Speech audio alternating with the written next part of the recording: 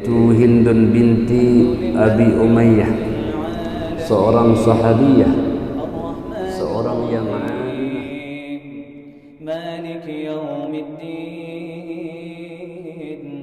إياك نعبد وإياك نستعين. أشهد أن لا إله إلا الله وحده لا شريك له، أشهد أن محمدا عبده ورسوله الذي لا نبي بعده.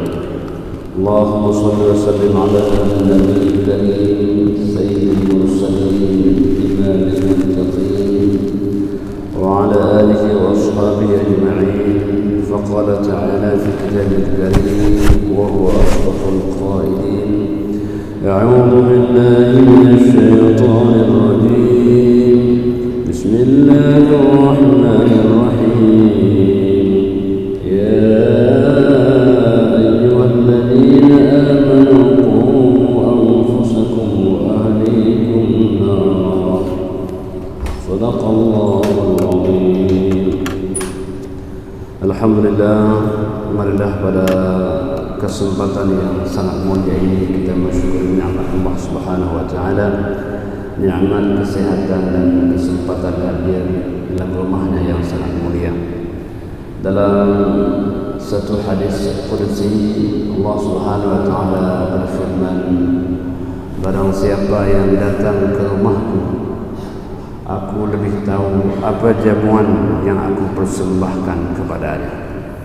Maka jamuan ketenangan dan ketenteraman inilah yang menjadi oleh-oleh terbaik sepulangnya di rumah Allah Subhanahu wa taala.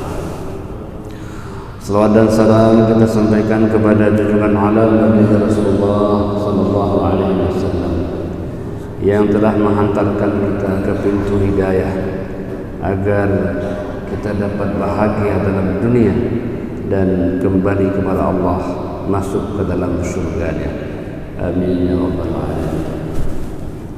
Jemaah rahmati Allah Subhanahu wa taala, salah satu kisah yang patut untuk kita dalami dan kita lihat bagaimana salah seorang ummul mukminin, yaitu Ummu Salamah, yaitu Hindun binti Abi Umayyah, seorang sahabiyah, seorang yang alimah, seorang yang kepadanya baginda Rasulullah sallallahu alaihi wasallam bermusyawarah karena ilmunya, karena kecerdikannya. Maka patutlah kita merujuk kepada kisah beliau agar menjadi lentera dalam kehidupan kita. Jemaah dirahmati Allah, maka dalam kisah-kisah dalam kitab yang kami bawa ini, Nisa'u Hawla Ar-Rasul, kaum perempuan yang berada di sekitar baginda Rasulullah sallallahu alaihi wasallam, salah satu namanya yang terukir yaitu Ummu Salamah. Ummu Salamah jemaah yang dirahmati Allah min faqihat sahabiyah, seorang yang faqih. Makna faqih apa? Orang yang mendalami ilmu agamanya, bukan hanya memahami secara zahirnya, tapi lebih kepada substansi dalamnya. Faqihat. Dan as-sahabiyat, mana sahabiyat yaitu kaum perempuan yang bertemu dengan Rasulullah sallallahu alaihi wasallam, beriman kepadanya dan meninggalkan dunia ini dalam keadaan beriman. Jemaah rahmati Allah Subhanahu wa taala, siapa Ummu Salamah ini? Seorang anak tokoh yang mulia min sadati Bani Makhzum, dari golongan Bani Makhzum, wa Jawad min ajwadil Arab, termasuk orang yang paling dermawan. Dermawan orang tuanya sebagaimana juga dermawan anak Jawad.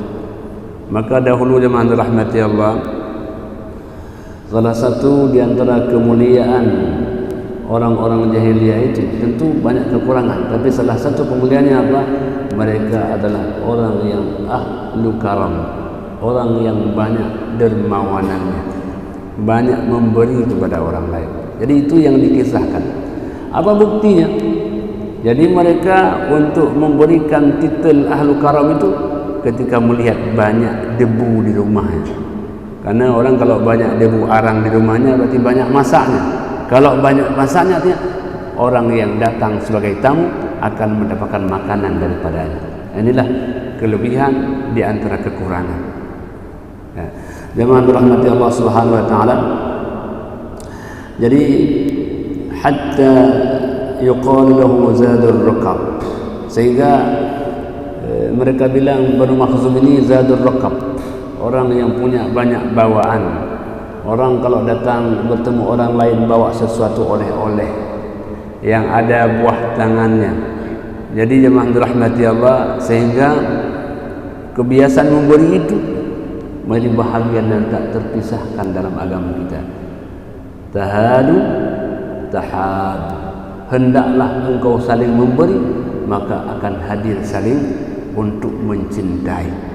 Memberi bukan karena banyaknya, tapi karena kaya hatinya. Memberi walaupun hanya sepotong roti, walaupun hanya sebutir kurma, berilah kepada orang lain untuk menunjukkan kaya hati kita, untuk mengatakan kita peduli kepada saudara dan teman-teman kita, untuk mengatakan bahwa kita masih ingat padanya, dan untuk kita mengatakan saya masih ada dan masih hidup. Apa buktinya? Saya masih memberikan Anda. Maka oleh kerana itulah teman-teman rahmati Allah, dalam kaidah agama kita, khairun nasi anfa'uhum linnas. Orang yang paling baik, orang yang dapat memberi manfaatnya kepada orang lain. Allah yang dimuliakan Allah Subhanahu wa taala. Jadi karena disebut dengan zadur raqab, orang yang banyak bawaannya.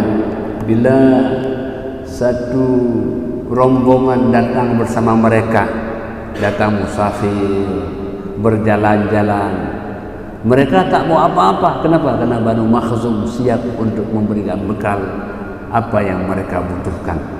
Nah, jadi teman rahmati Allah Subhanahu wa taala, li'annahu kana yakfihi min zalihi, karena Banu Makhzum ini selalu mempersembahkan pemberiannya kepada orang lain yang datang bersamanya. Inilah kelebihan yang dicatat di dalam sejarah. Jadi orang yang memberi itu akan dicatat tinta emasnya di dalam sejarah. Karena sifat manusia itu pada hakikatnya adalah kebakhilan. Innal insana khuliqa halu'a wa idza massahu al-khairu manu'a. Manusia itu kebiasaannya kalau dia banyak hartanya akan terjadi sifat kebakhilannya. Illal musallin, kecuali orang-orang yang menunaikan ibadah salat. Jadi salat itu sebenarnya menghadirkan sifat kedermawanan kepada sesama kita. Jemaah rahmat Allah Subhanahu wa taala, kelebihan yang kedua, Ummu Salamah. Tazawwajha Abu Salamah Abdullah bin Abdul Asad. Beliau dikawini oleh suami yang mulia. Siapa suami yang mulia? Namanya Abu Salamah. Karena ke depan beliau akan lahir anak namanya Salamah, dan nama beliau adalah Abdullah bin Abdul Asad, salah seorang yang pertama masuk ke dalam Islam. Ya, jadi salah seorang pertama masuk Islam yang sebelumnya hanya Abu Bakar. Setelah Abu Bakar adalah Abu Salamah. Jemaah rahmati Allah Subhanahu wa taala. Jadi Abu Salamah adalah anak bibinya baginda Rasulullah sallallahu alaihi wasallam. Ada hubungan dengan baginda sallallahu alaihi wasallam. Ummu Salamah jemaah rahmati Allah, tashabbaha zawjati Rasul sallallahu alaihi wasallam as-sabiqat ats-tsalath. Mirip ceritanya dengan tiga istri baginda Rasulullah sallallahu alaihi wasallam, dengan ummul mukminin yang lain, dengan Sauda, dengan Hafsah, dan dengan Zainab binti Khuzaimah, apa samanya? Bahwa mereka adalah ummul mukminin yang sebelumnya ditinggal wafat oleh suaminya. Jadi ummul mukminin Ummu Salamah ini nanti wafat suaminya, Saudah wafat suaminya, Hafsah wafat suaminya, Zainab juga demikian halnya. Maka jemaah rahmatullah subhanahu wa ta'ala, ada satu kisah yang menarik. Setelah wafat suaminya, Ummu Salamah merasa sedih karena suami yang baik, suami yang peduli kepada istrinya, maka nama suami itu akan terekam baik di dalam hati sang istri. Kepergian suaminya menjadi satu kesedihan yang luar biasa. Maka jemaah rahmati Allah Subhanahu wa taala, tatkala suaminya meninggal dunia, Abu Salamah, baginda Rasulullah sallallahu alaihi wasallam datang mendoakannya, Allahumma ighfir li Abi Salamah, ya Allah berikanlah ampunan kepada Abu Salamah, warfa' darajatahu fil muqarrabin, ya Allah angkatlah derajat Abu Salamah itu dalam golongan al-muqarrabin, orang-orang yang dekat dengan Allah Subhanahu wa taala. Waghfir lana wa lahu ya rabbal alamin, ampunilah kami ya Allah dan ampunilah beliau wahai Tuhan seluruh sekalian alam.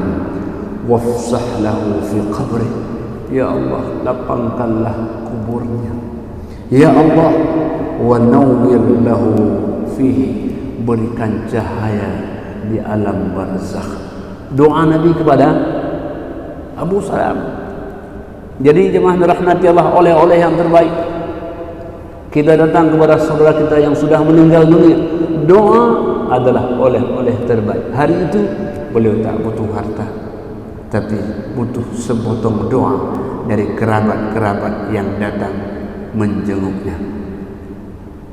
Jemaah rahmati Allah Subhanahu wa taala, sepeninggal Abu Salamah, maka sedihlah Ummu Salamah, sedih karena kepergian suami yang sangat beliau cintai. Jemaah rahmati Allah Subhanahu wa taala, doa yang dilantunkan oleh baginda Rasulullah sallallahu alaihi wasallam, maka Ummu Salamah juga berdoa, Allahumma indaka ihtasabtu musibati hadhihi, Allahumma akhlifni khairan minha, ya Allah hanya kepadamu lah segala musibah itu yang aku ridai. Ihtasabtu, mana ihtasabtu, ya Allah aku mengharapkan dari musibah itu pahala yang banyak. Ada orang datang musibah, dia mengeluh, bukan pahala, dosa. Sebaliknya, ya Allah dari musibah itu ya Allah aku mengharapkan padamu ridha dan pahala ya Allah. Ya Allah ukhlifni khairan minna, ya Allah musibah yang datang gantilah yang terbaik wahai Allah Rabbul Alamin. Beliau minta gantinya yang terbaik. Maka dengan rahmati Allah, kesedihan Allah ganti dengan kebahagiaan. Musibah Allah ganti dengan yang terbaik daripadanya. Tatkala iddah sudah selesai, datanglah baginda Rasulullah sallallahu alaihi wasallam untuk melamarnya.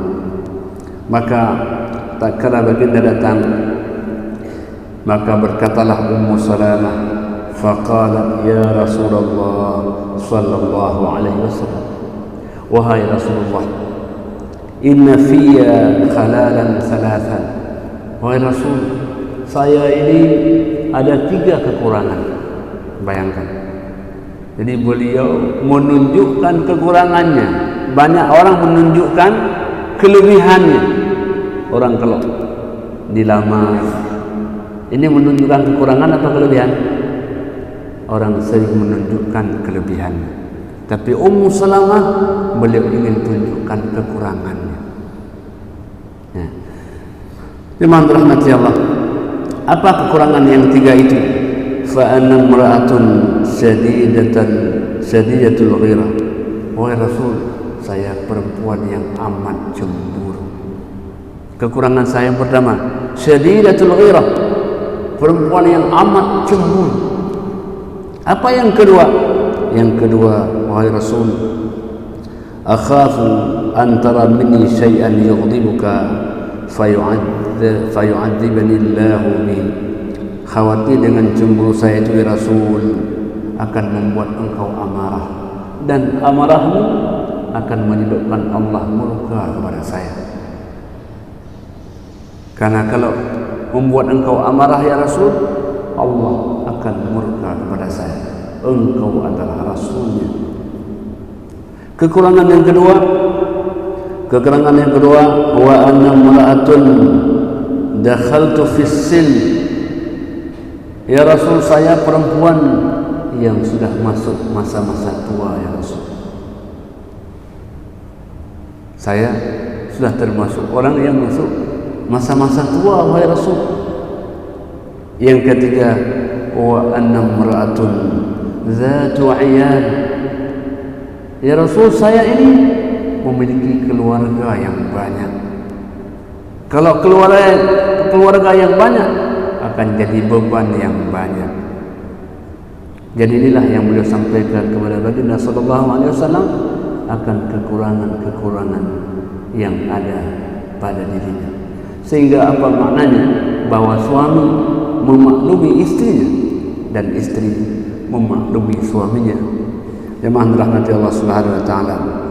Faqala alaihi salatu wassalam, baginda dengan santunnya menjawab, amma dzakarti min ghairatiki, adapun ketika kau sebut engkau punya sifat cemburu, fa inni ad'u Allah, saya akan berdoa kepada Allah, ayyuzhibaha anki, semoga Allah menghilangkan sifat itu daripadamu. Doa, saya akan mendoakan engkau akan sifat cemburu yang berlebihan itu, semoga Allah menghilangkannya.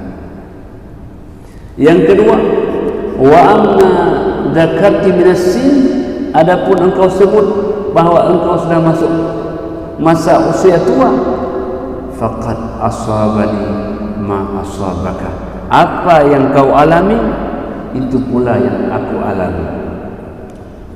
Bayangkan Nabi begitu indah membahasakannya, memakluminya kepada istrinya. Jadi jemaah dirahmati Allah, tidak semua istri bisa maklum akan suaminya, dan tidak semua suami bisa memaklumi akan kondisi istrinya. Ini yang tidak mudah, mencari pasangan yang bisa saling memahami. Yang ketiga jemaah dirahmati Allah, wa amma ma dzakarti minal 'iyal, kalau kau sebut engkau punya keluarga, fa inna ma 'iyaluki 'iyali, maka semua keluargamu itu adalah keluargaku. Bayangkan, semua keluargamu itu adalah keluargaku. Betapa indah baginda sallallahu alaihi wasallam merangkum dan merangkul. Keluargamu adalah keluargamu. Tidakkah bahagia seorang istri ketika sang suami bisa merangkum dan merangkul keluarganya? Satu kebahagiaan bersama baginda Rasulullah sallallahu alaihi wasallam. Maka kalimahnya khairan minhu, ini adalah sosok yang lebih baik dari sebelumnya, baginda Rasulullah sallallahu alaihi wasallam. Jadi kisah ini rahmati Allah, satu harapan, satu pelajaran bagaimana kita mengarungi bahtera dengan keluarga kita, dengan suami istri, yang tentu suami dan istri ada kelebihan kekurangan, masing-masing dapat memakluminya, sehingga dengan demikian keindahan, kebahagiaan itu akan terukir pada setiap keluarga. Jemaah dirahmati Allah Subhanahu wa taala, mari kita kembali kisahnya, bahwa Ummu Salamah itu sebagaimana yang kami sampaikan tadi, sangat mirip dengan beberapa ummul mukminin yang lain. Ada Sauda, ada Hafsah, ada Zainab binti Khuzaimah, yang mereka semua meninggal suaminya. Aslamat Ummu Salamah ma'a zawjiha. Jadi beliau kemudian memeluk agama Islam bersama suaminya. Termasuklah beliau as-sabiqat ilal Islam, orang yang diantara yang pertama masuk ke dalam Islam. Kisahnya kemudian beliau hijrah ke Habasyah dengan suaminya. Di Habasyah sanalah lahir seorang anak bayi permata hati, yaitu Salamah. Maka dengan lahir anaknya Salamah, maka suami disebut dengan Abu Salamah dan istri menjadi Ummi Salamah, karena anaklah yang salah satu dapat merekatkan suami dengan istri. Memang suami cinta kepada istri, istri juga cinta akan suami, tapi dengan ada anak bertambahlah berkat. Kamu tak mahalai begitu. Kemudian waktu tadi ingat, kamu ada ingat kepada ibu, juga ingat kepada si anak yang bernama Salamah. Jemaah rahmat Allah Subhanahu wa taala, akhir kisah dari Habasyah ketika Umar sudah masuk Islam, Hamzah sudah masuk Islam, kembalilah mereka dari Habasyah ke kota Makkah Al-Mukarramah. Artinya apa? Kemanapun kita pergi, kita pasti ingin untuk kembali. Jadi kembali itu fitrah manusia. Dia orang safar kemana saja, dia pasti ingin kembali. Jadi hamba Allah yang dimuliakan oleh Allah Subhanahu wa taala kembali ke kota Makkah, kota yang mulia. Tapi kemudian dengan rahmati Allah, dengan kondisi yang ada di Mekah, baginda Rasulullah sallallahu alaihi wasallam membolehkan mereka untuk hijrah ke kota Madinah. Satu perjuangan Ummu Salamah apa? Dahulu beliau hanya dengan suami istri, sekarang ada Salamah, anak yang sangat beliau cintai. Kata keluarga daripada suaminya, Anda boleh hijrah, tapi anak tak boleh. Tinggalkan anak bersama kami, silakan pergi engkau bersama suami. Bayangkan, bisakah seorang ibu meninggalkan anaknya? Tak bisa. Jadi cinta anak itu mungkin hanya sepandang jalan, tapi cinta ibu tidak pernah akan berakhir. Demikianlah ungkapan cinta Ummu Salamah kepada seorang anaknya. Akhirnya apa? Pergilah Abu Salamah, tinggallah Ummu Salamah, karena beliau teringat kepada anaknya. Hari bertambah hari, kerinduan kepada suami dan cinta kepada anak, satu hal yang tidak mudah untuk beliau gabungkan. Akhirnya jemaah rahmati Allah Subhanahu wa taala, ada orang yang kemudian datang untuk merayu keluarga pada suaminya agar membolehkan anaknya Salamah untuk diberikan kepada istri daripada Abu Salamah, yaitu Ummu Salamah, untuk hijrah bersamanya. Bahagialah beliau karena hari ini anaknya sudah diberikan kembali. Maka jemaah rahmati Allah, inilah ungkapan seorang ibu. Ibu tidak pernah melupakan anaknya, walaupun anaknya sudah besar, walaupun anaknya sudah tua, tapi ibu selalu merindukan akan anaknya, walaupun sang anak kadang-kadang lupa kepada ibunya. Maka jemaah rahmati Allah, saya ketika bicara tentang seorang anak ini teringat kepada seorang yang datang kepada baginda Rasulullah SAW mengatakan, ya Rasul, siapakah manusia yang berhak saya pergaulkan dengan baik? Nabi mengatakan, ummuka, summa ayyu ummuka, summa ayyu ummuka. Ibu, 3 kali beliau mengatakan ibu, kemudian baru mengatakan summa abuka, kemudian ayah. Karena ibu luar biasa dekatnya dengan seorang anak. Maka dalam bahasa Arab, al-um itu artinya al-marja.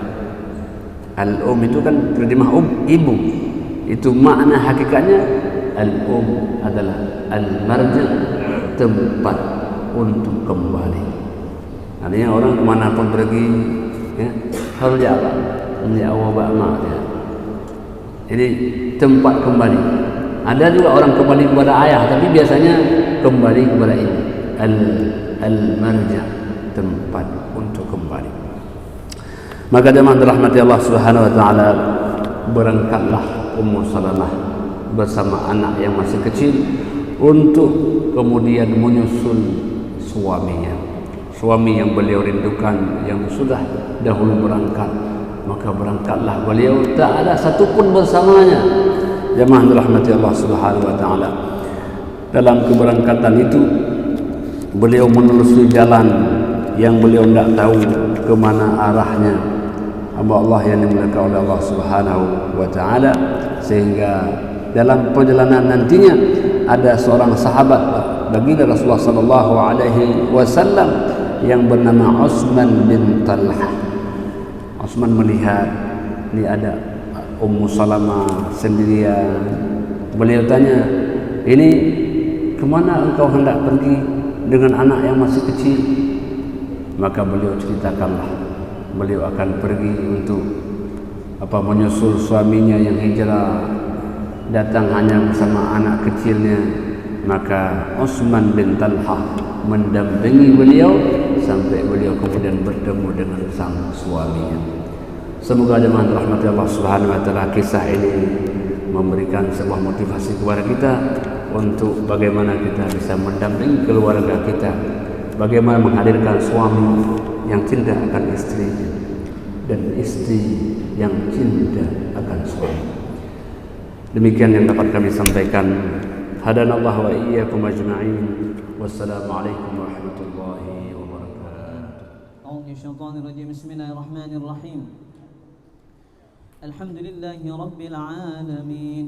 Allahumma salli wa sallim ala sayyidina Muhammadin fil awwalin. وصل وسلم على سيدنا محمد في الآخرين وصل وسلم على سيدنا محمد في النبيين وصل وسلم على سيدنا محمد في المرسلين وصل وسلم على سيدنا محمد في الملأ الأعلى إلى يوم الدين وصل وسلم على سيدنا محمد وعلى آله وصحبه أجمعين. ولقد أشرت لنعت من أوصافه تحيي القلوب تهيج الأشجان والله قد أثنى عليه فما يساوي القول منا أو يكون ثنانا لكن حبا في السرائر قد دعا لمديح صفوة ربنا وحدانا وإذ امتزجنا بالمودة ها هنا نرفع أيدي فخرنا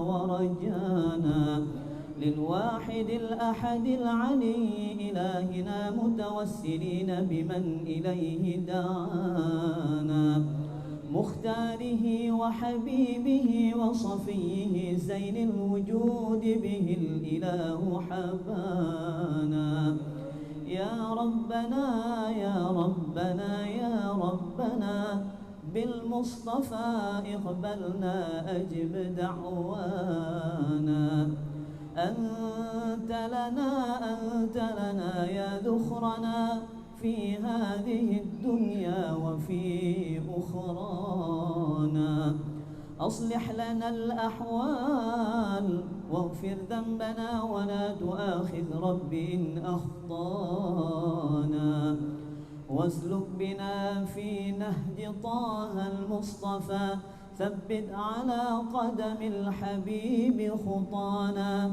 أرنا بفضل منك طلعة أحمد في بهجة عين الرضا ترعانا واربط به في كل حال حبلنا وحبال من ودى ومن والانا والمحسنين ومن أجاب نداءنا وذوي الحقوق وطالبا أوصانا والحاضرين وساعيا في جمعنا ها نحن بين يديك أنت ترانا ولقد رجوناك فحقق سؤلنا واسمع بفضلك يا سميع دعانا وانصر بنا سنة طه في بقاع الأرض واقمع كل من عادانا